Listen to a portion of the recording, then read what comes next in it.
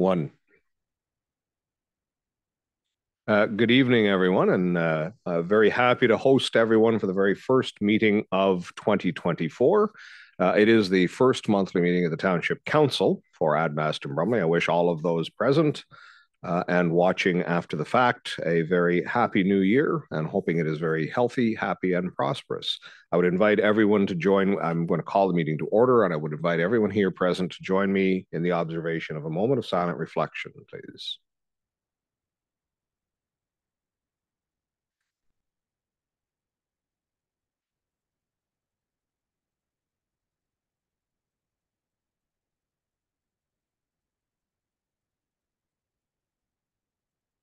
Thank you. I believe, Deputy Mayor Hamilton, you have a resolution on this evening's agenda. Moved by myself, second by Councillor Gurley. Be it resolved that the council approve the amended agenda for January 4th, 2024 regular council meeting to defer 6A firefighter recognition to a future council meeting has been eliminated from the agenda. Thank you very much. And for those who may be watching the recording on YouTube, unfortunately, we were looking very much forward to recognition of members of our Douglas Fire Department that received provincial service awards this year. Unfortunately, they are responding to an emergency as we are meeting this evening and are unable to attend, so that will be deferred to our next council meeting, and knock on wood, all is quiet for the fire department on that date. With that, all in favor? That is carried. Thank you.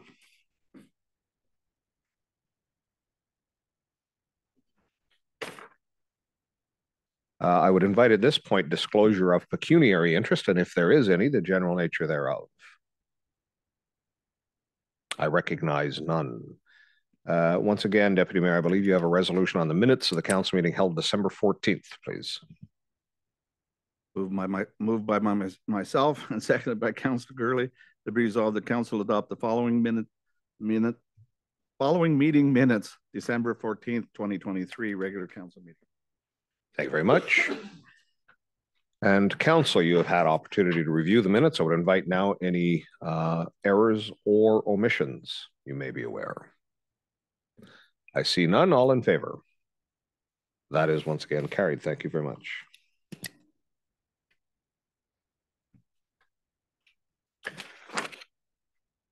We are at delegations and guests, and as noted, we have deferred 6A. We do have with us this evening Susan Patterson-O'Neill speaking to the Osceola landfill expansion as a guest. Very welcome to, very happy to receive Ms. Patterson-O'Neill. You will note that in the form, the delegation form, Ms. Patterson-O'Neill does have, I believe, a handout with some new information. This has been a journey that we've been engaged with the O'Neills with respect to the expansion of the Osceola landfill. And as there is new information, this is the appropriate venue, and I would invite Ms. Patterson-O'Neill, please come forward. Please. Yes, please. Yeah.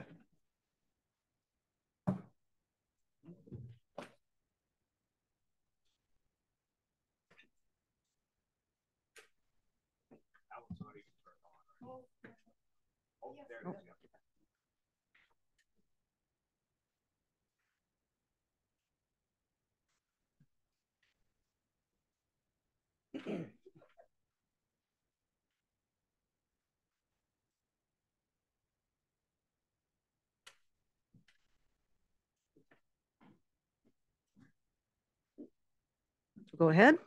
Please do, yes. I'm sure you've all noted by now that I'm here by myself, that Pat is not with me.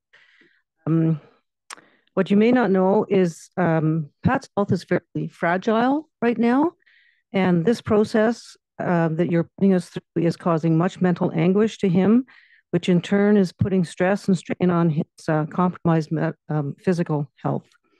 So to protect his health, he has opted to not be here tonight.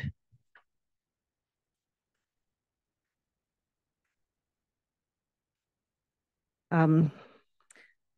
Mayor, councillors, A number of years ago, the township purchased land from us, or from my father-in-law, to establish a dump. In the intervening years, the township has come to us no less than 4 additional times asking for more. In each case, an agreement has been reached. This is the first time in all these years that council has not been able to come to an agreeable arrangement with the O'Neills. In 2013, the township purchased 30 acres of land from the O'Neills for $100,000, roughly $3,300 per acre. In 2023, the township needed to acquire 22 acres more. The first offer to purchase was $66,000, or approximately $3,000 per acre, less than you paid 10 years earlier. The second offer to purchase was 22 acres for $100,000, or $4,500 per acre. The township has obtained 2 appraisals showing the market value to be $39,000, or $1,772 per acre, and $55,000 or $25 per acre, respectively. And I think we can all agree that these appraisals fall far short of market value. We obtained an appraisal showing market value to be $9,000 per acre. Council deemed this appraisal inadmissible. In January of 2023, land on the Wolftown Road sold for $10,000 an acre. In August of 2023, on Durack Line, a 30 sold for $7,800 per acre. This parcel of land of similar size and land makeup as the property you're attempting to buy from us. Both of these properties are within 2 kilometers of the land in question. The 22-acre piece of land is part of what was once a 95-acre farm. In 2013, when the township made the first expansion, the farm was reduced to 65 acres. With the township now taking an additional piece of land, the remaining farm is reduced to 43 acres. The 43-acre remaining parcel will now be in a landlocked situation and virtually saleable. My question to all of you today, but particularly Mayor Donoghue and Councillor Field, would you sell your farm?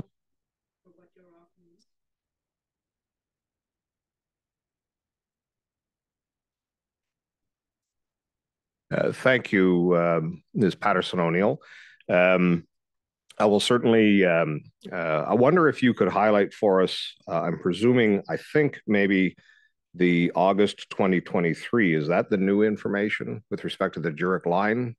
Yes. Because I think almost everything except that has been put in front of, whether it be through staff or in the, I believe, Waste Management Committee meeting. Most of this information has been relayed. Yeah, I think that property was sold after okay the last time we met. Okay, so that is a new item that is being put in front of council.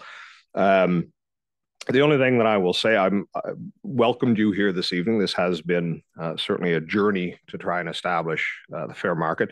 I think that it is clearly that we do not agree that the appraisals fall far short of the true market value, and therein lies the gap between yourselves and the Sorry, township. can I clarify?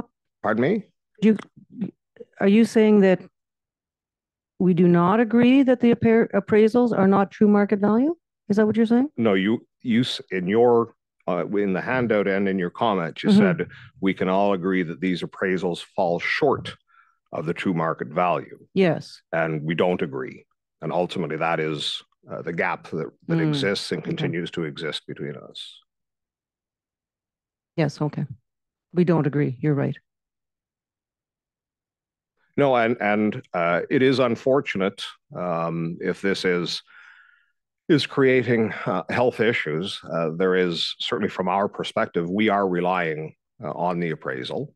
These aren't creating health issues. These are exacerbating health issues. Pardon me? These aren't creating health issues, but they're exacerbating. I stand corrected. I do apologize. In any event, I think that from my perspective, I'm not seeing something that is persuasive.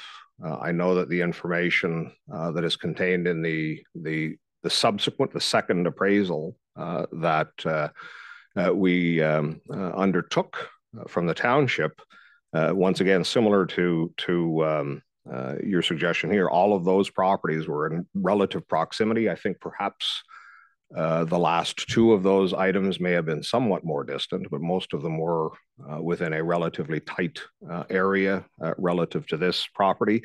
And ultimately, that continues to be the difference between us. And ultimately, through this process, there will be an establishment. We are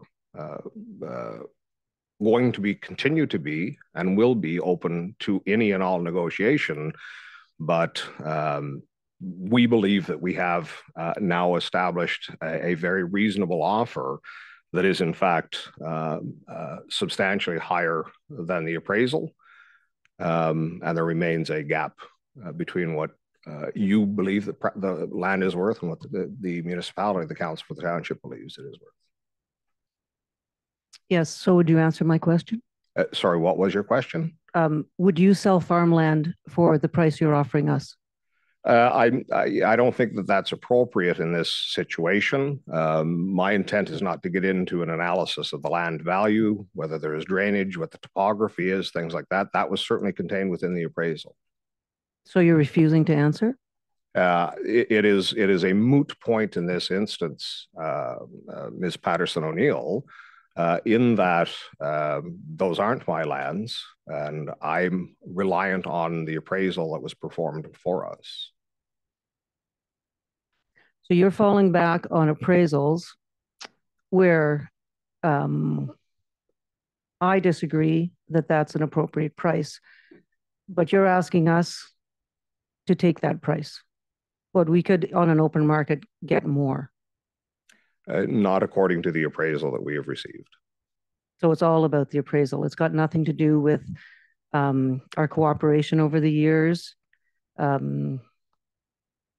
many times has the township come back asking for more? We've never had a problem before. It's got nothing to do with us being taxpayers and respecting our needs. It's all falling back on the appraisals of people that don't even live in this township. We are reliant on the professional appraisal that we commissioned for this. And as you are aware, we even undertook a second appraisal because we did not feel that the comparators in the first appraisal were relevant to the property in question. Certainly, the understanding within council is that the second appraisal did include lands that seemed to be very similar in makeup and nature. And where were those lands? The intent tonight, actually, Ms. Patterson-O'Neill, more than happy to have received you as a delegation. The intent is not to get into a negotiation or a debate on the value. I think that we have been clear on what we believe the value is and have made offers and have made, in fact, offers substantially over the appraised value. So I do appreciate you being here, but this is not the forum through which we're going to negotiate. And so how else can we negotiate? As we have, we can continue through the staff. And our lawyers. If that's the appropriate means. So you won't answer my question, and neither will any of the councillors? Councillor Fields? Once again, the question is out of order, Ms. Patterson-O'Neill. This is a delegation, and this is a hypothetical question, and I am going to rule that question out of order. Okay. Councillor Hamilton, Deputy Mayor Hamilton, apologies. I guess, is it appropriate that I asked a question of a delegation? And I thank you for your presentation. I'm assuming this is put here in the public forum. So it is in the public forum. But what I see missing here was your offer in the negotiation process up to this point isn't here. I believe that was 150,000. That's right. One we had from you. Are you comfortable with that being shared in? Yes, that's fine. It's a little late now to ask if Ms. Patterson-O'Neill is comfortable, Councillor Hamilton. So I'm ruling that out of order, actually. Okay. I did find it interesting I believe you said that, let me see, I think I wrote it down here. Continue to open, you are continued to be open to negotiations, is that correct? That is correct. Okay. I just want to confirm that because our lawyer didn't feel that was for clarity, we are continuing to move forward. But while we are continuing to move forward, we will continue to entertain the discussions if you wish to enter into that. The most recent counteroffer was not acceptable to the council, so we are going to move forward through the process. Ultimately, in that process, there is ample opportunity for you to make your case that you are attempting to make here as to what you believe to be the true value of your property.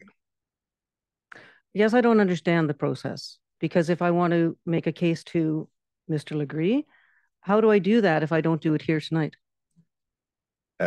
Perhaps it is going to have to be through our lawyers, Ms. Patterson O'Neill.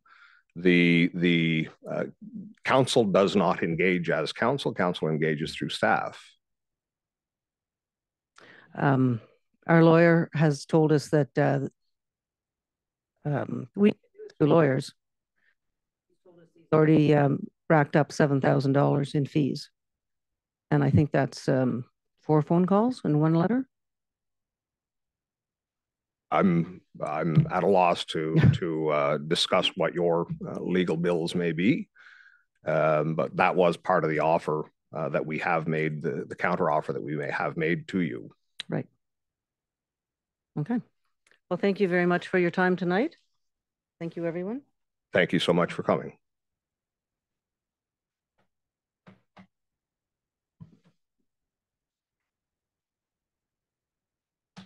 See you Saturday night. With that, Council, we will go to the Planning and Economic Development Committee, and I would invite Councillor Gorley to take us through this, please.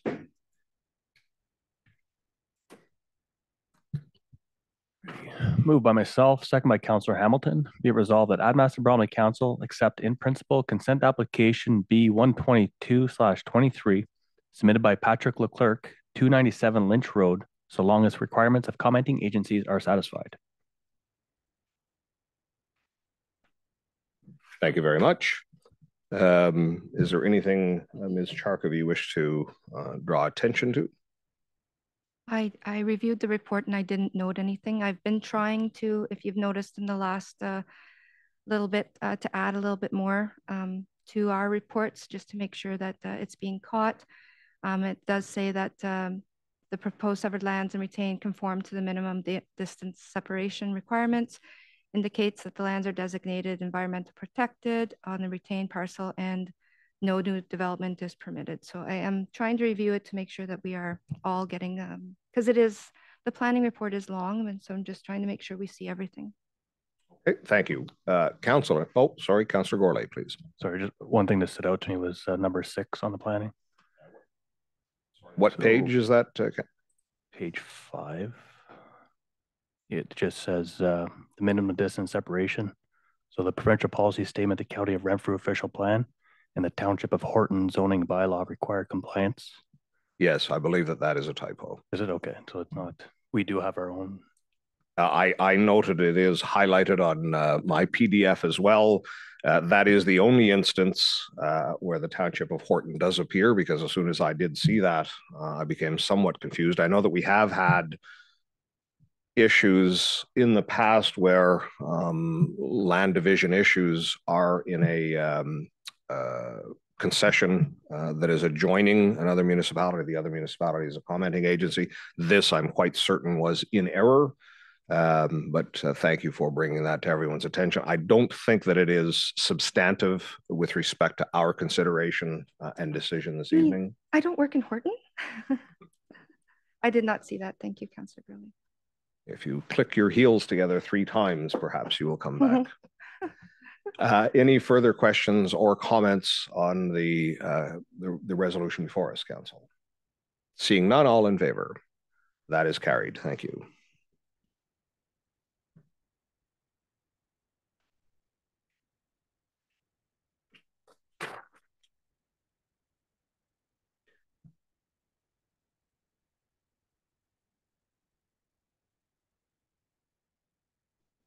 I believe that concludes the Planning and Economic Development Committee report. Community Services report. Councillor Field, the floor is yours.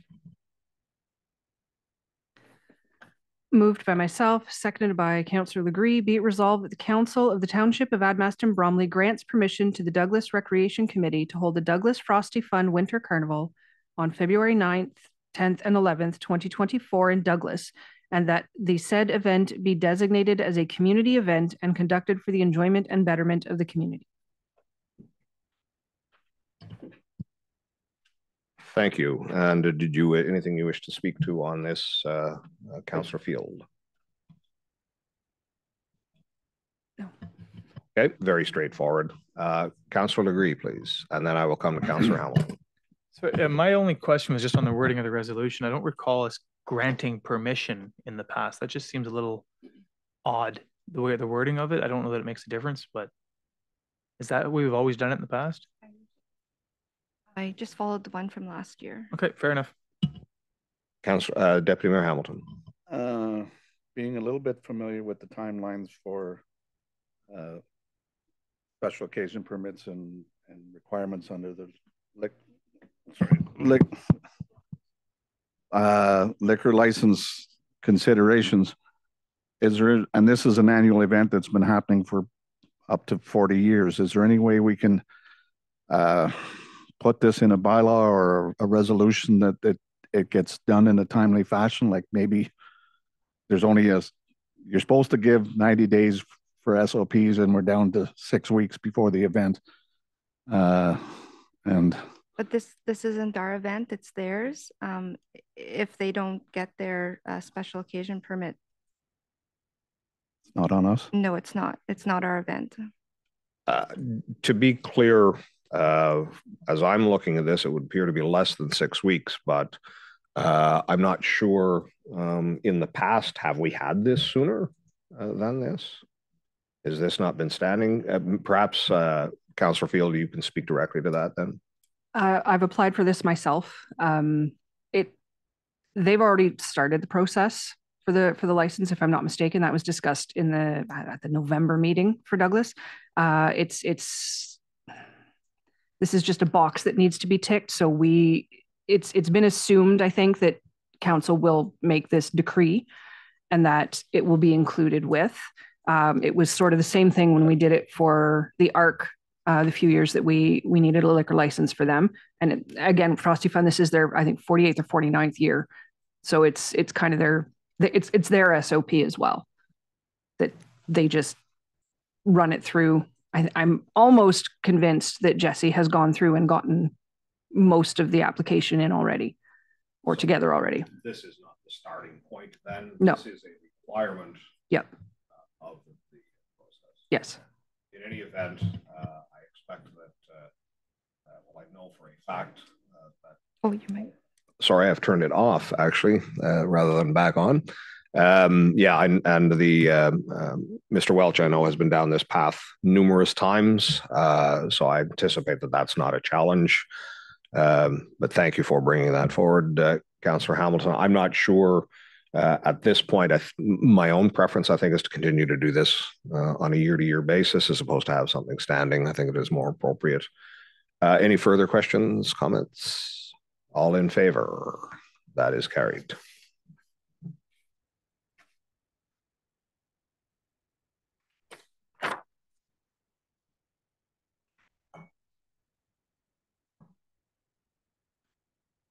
That concludes the Community Services report. There is nothing from Operations Committee this evening, nor is there anything from Waste Management. We'll go directly to Finance and Administration Committee. Where are we here? And Councillor Gorley, I believe you have the resolution, please. Moved by myself, second by Councillor Hamilton. Be resolved that Admaston Bromley Council received the 2024 Ontario Community Infrastructure Fund allocation notice. Thank you. And with that, we'll turn the floor over to the treasurer, Ms. Coughlin. The floor is yours. All right. Yeah. So in mid-December, rather late, we did receive notification of the allocation of OSIF funding for 2024. I don't recall if we had discussed this at council before or not, but the province had indicated they were going to be changing the formula in which they were using to determine our allocation. They're trying to tie it more to our asset management plan. So the municipality did have to submit financial information based on our asset management plan, specifically the replacement costs for our assets. And then, as you can see through this document, there's a very detailed calculation that they use to come to that formula. And when I did the calculations, we actually should only be receiving $407,305. But they've introduced a provision to only allow a 15% reduction to help ease that transition. So I just did some numbers. I had reached out to the province because I wanted to confirm that my calculation of $407,000 was actually what the figure would have truthfully been if they would have just gone right to that point off the bat. And they did confirm that is the correct number. Unfortunately, they did not answer my other question, which was, is that the target?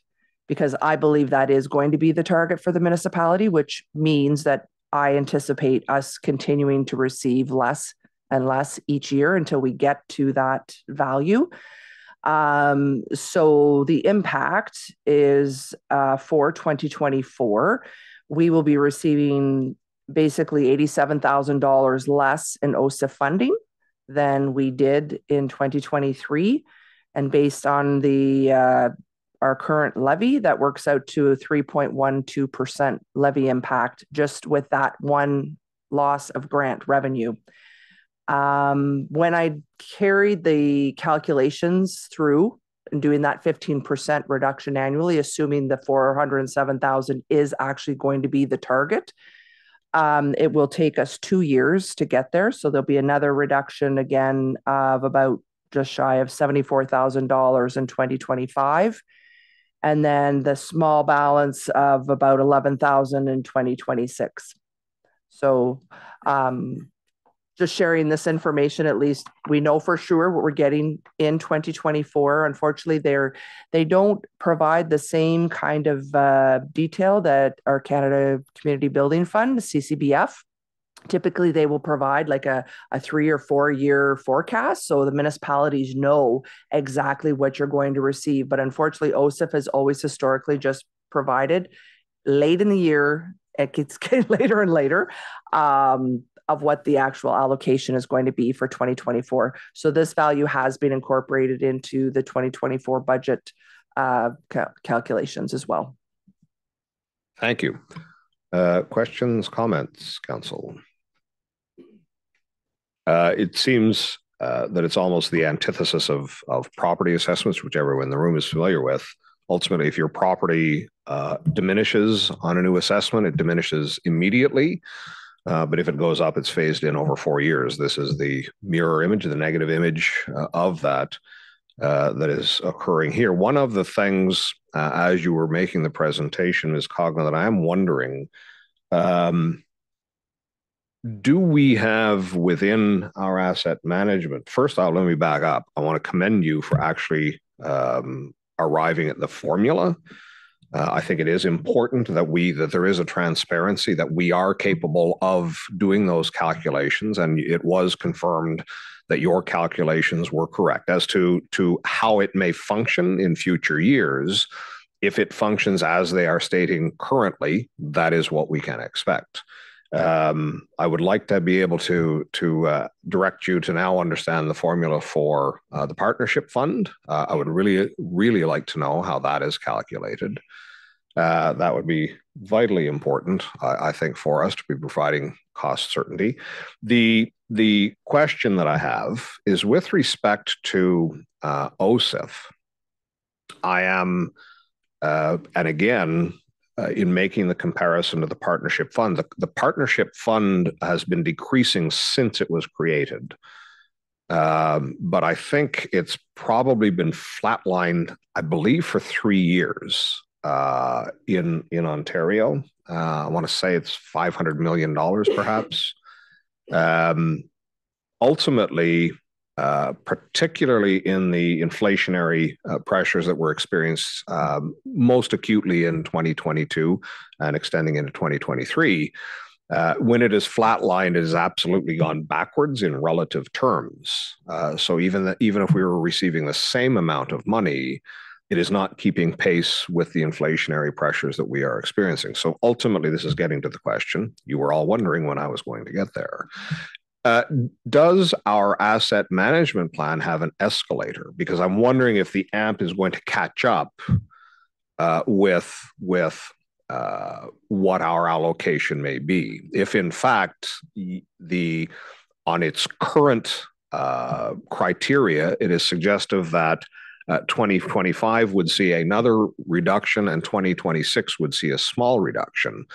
But I anticipate that the costs that we have assigned to various projects within our asset management plan likely are going to be subject to an escalation based on CPI, et cetera.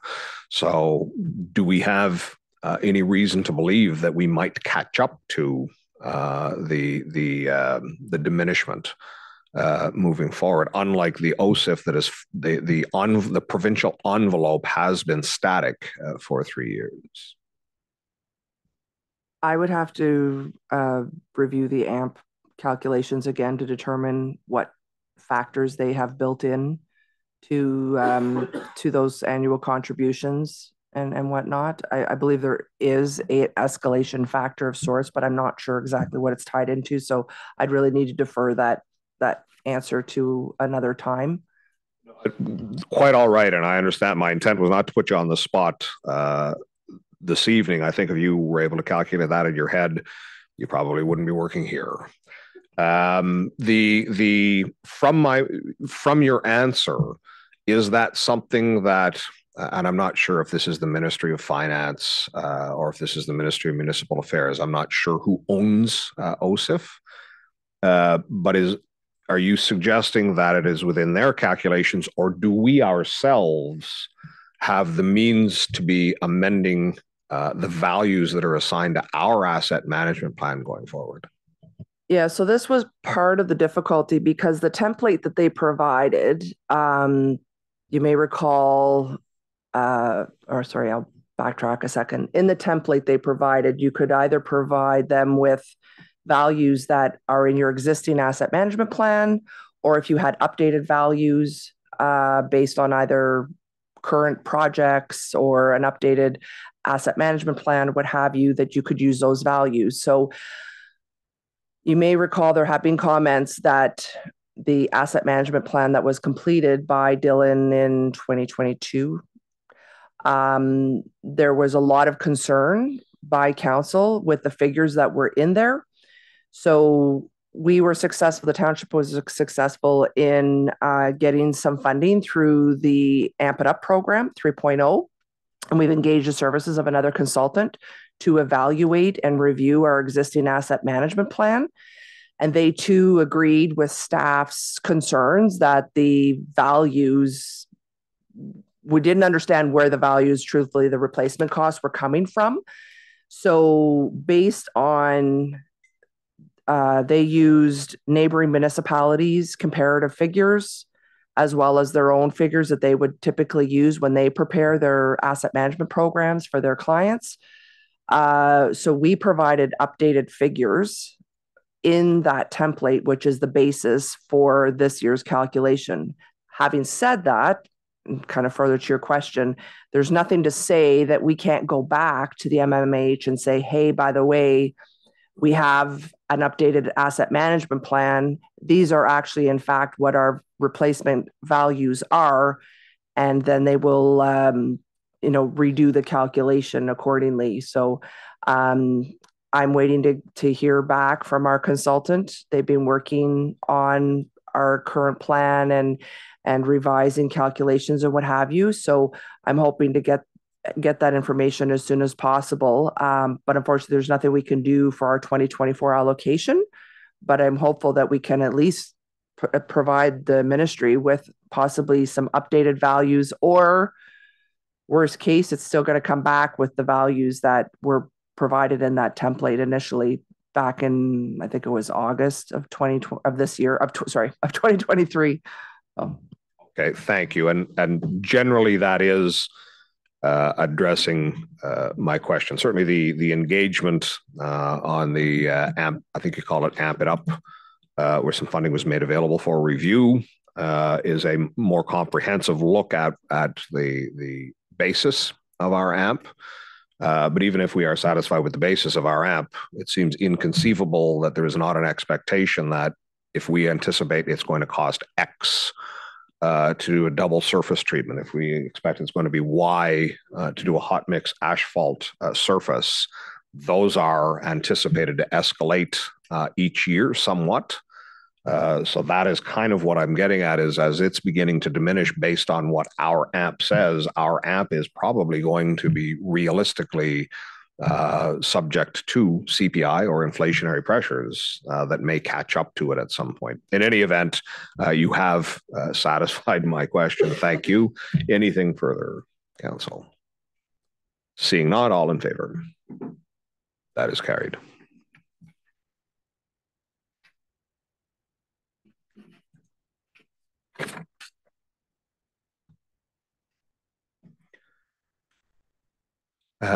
Item 11B, Councillor Gorley, do you have this as well? I do.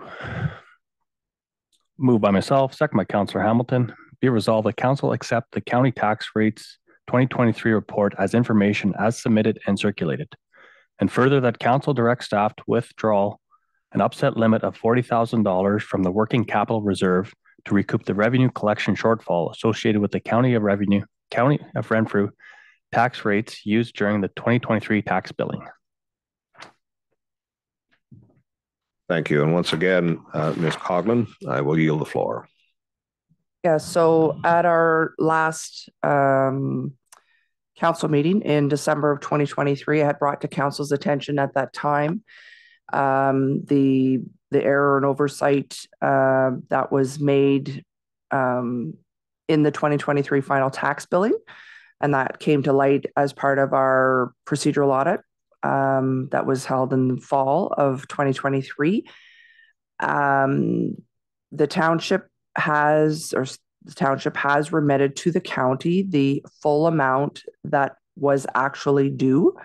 However, it still leaves that shortfall between what was actually collected through the tax billing versus what we've remitted to the county.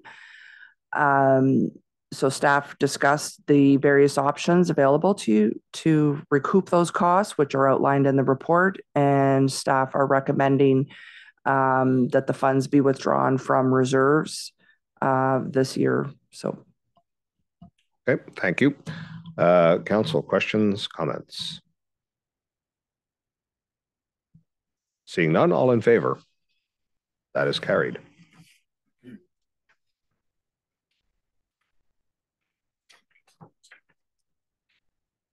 That concludes the Finance and Administration Committee report. Moving on to Protective Services, I believe, Councillor Agree, you have a resolution. Moved by myself, second by Angela Field, be it resolved that Council received the communication from the Assistant Deputy Minister, Public Safety Division concerning the in-force date of the Community Safety and Policing Act 2019, which has been proclaimed will be April 1st, 2024.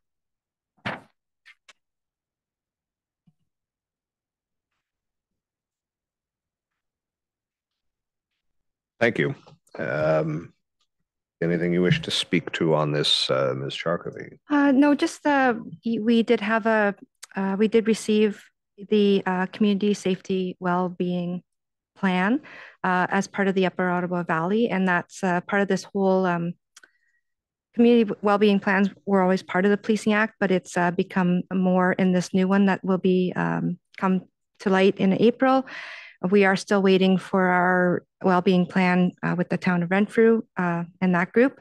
But so this is just important that we've been waiting for this date for quite a while. It was in 2019 that they made these changes, and it was changing the Police Services Board. And now in 2024, we'll see that realignment completed.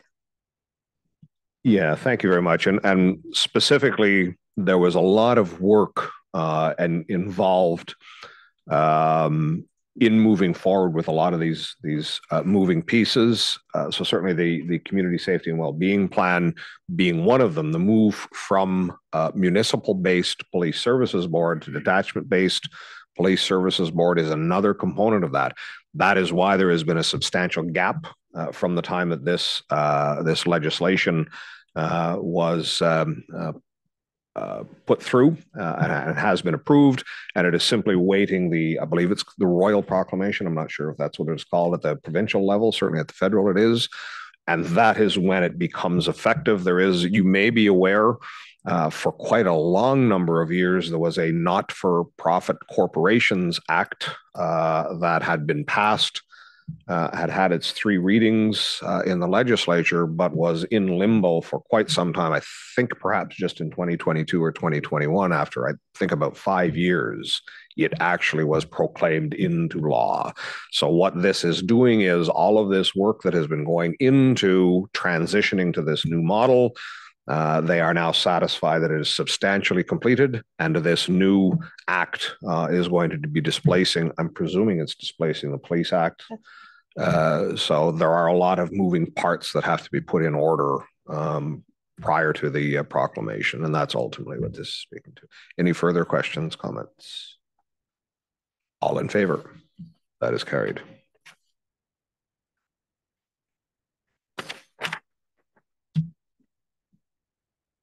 There is nothing from the County of Renfrew this evening. We do not have bylaws. Old business. Councillor Legree, you have this as well. Moved by myself, second by Angela Field, be it resolved that Admaston Bromley Council receive the action tracking list as information.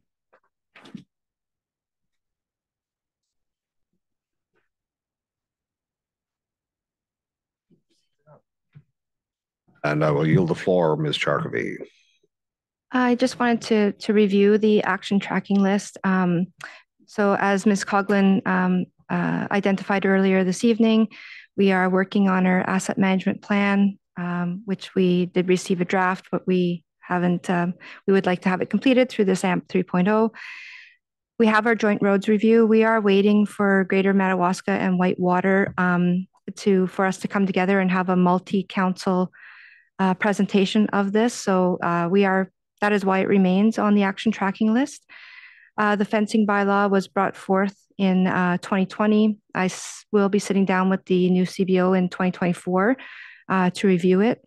The leg report, this is still on, as there are sometimes updates that our groups do get together through, and here it's noted recreation, but we will get through. We have a development and works working group, a fire working group. So we'll continue to leave that on in case there's information.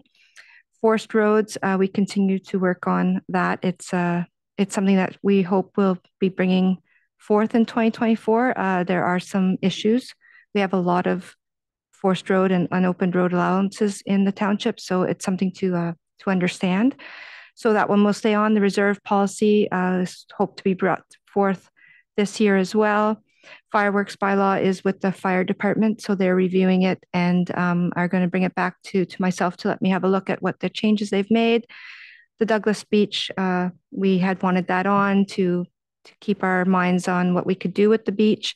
And then I've added the strategic planning exercise, hoping that we can get that completed in 2024. So I just wanted to, because it's our first meeting of 2024, just review why these things are still on the action tracking list and then the one that we've added.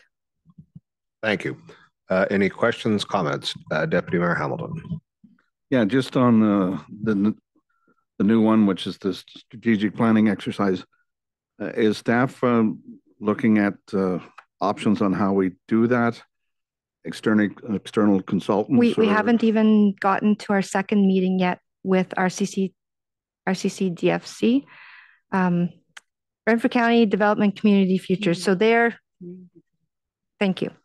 They're going to come back and do another meeting with us to help us then decide because there are so many consultants for strategic planning, they will help us then decide which route we will go. So we still have another meeting before we even move into our process. They are finalizing their strategic planning process. And we also had some things happening here that we haven't been able to set a meeting date, but we're hoping to get there, but we're still have our own meetings still left to do before we decide which direction we're going and which consultant we will be choosing or how we will develop our RFP. I think perhaps if it's viewed kind of at the steering phase still, and hopefully in fairly short order in 2024, we are going to get pointed in the direction that is going to actually develop the strategic plan itself. Anything further? Councillor Legree. Just a potential typo. January 2023 for that last one should be 24, correct? That's brand new. 2024. Okay, good enough. I was doing really well all day. 2024. I don't know if anybody still uses checks. I usually take about 3 to 4 weeks before I get acclimatized to the new year. Anything further? All in favor? That is carried. Thank you.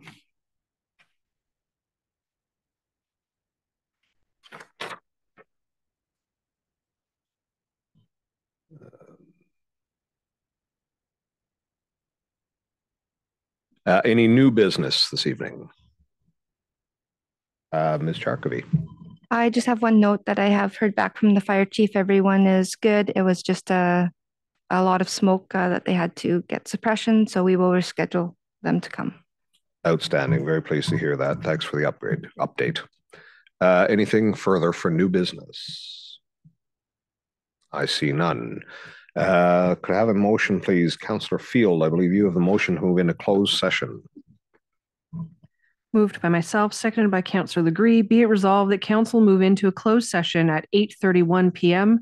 as per section 239 2B of the Municipal Act, personal matters about an identifiable individual, including municipal or local board employees, more specifically to discuss the performance appraisal of the CAO clerk.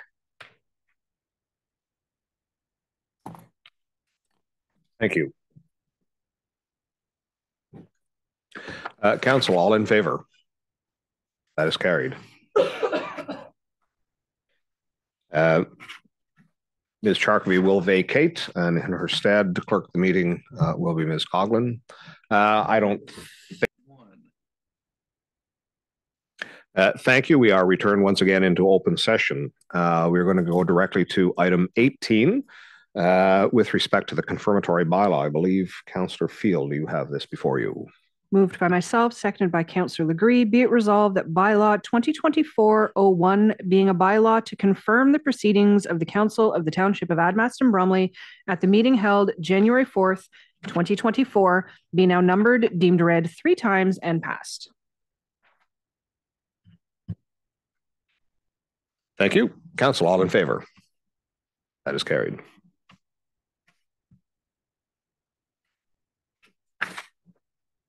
Question period. I see none. With that, sorry? No, I'm just getting ready for the next one. Oh, okay. He's hitting the button there. He's got the checkered flag. Deputy Mayor Hamilton, I believe you have the next resolution.